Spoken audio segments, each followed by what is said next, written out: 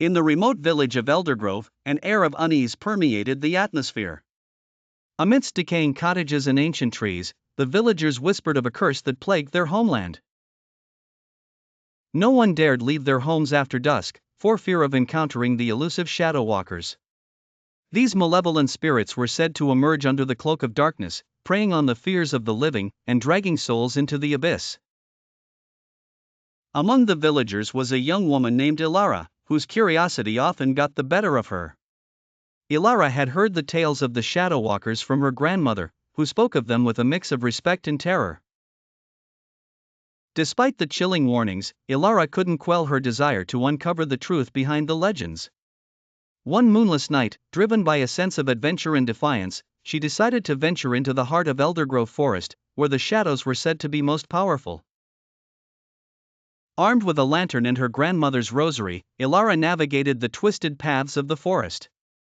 The deeper she went, the thicker the darkness became, until even her lantern's glow seemed to be swallowed by the night. Suddenly, a cold breeze whispered through the trees, carrying with it a series of eerie, disembodied voices. Her pulse quickened as she strained to catch their words. Elara! Elara, come to us! The voices were barely above a whisper but were rife with an unnatural longing. Her feet felt like lead, but curiosity propelled her forward, deeper into the abyss.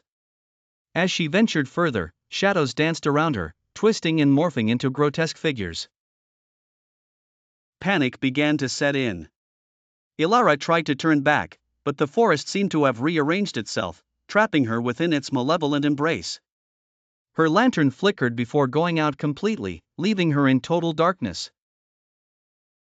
In the black void, Elara felt something icy brush against her skin.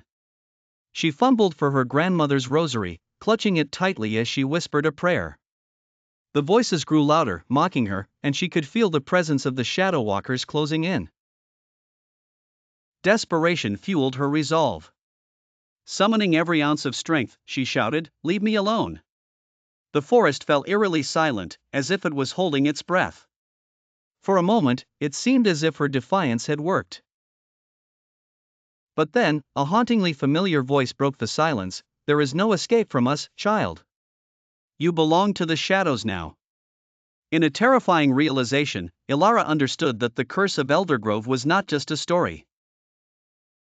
It was a living nightmare from which she might never wake. With a final, chilling whisper from the shadows, Elara's scream pierced the night, but not a soul in the village stirred. The next morning, Eldergrove awoke, and the villagers went about their day as if nothing had happened, for the curse demanded silence.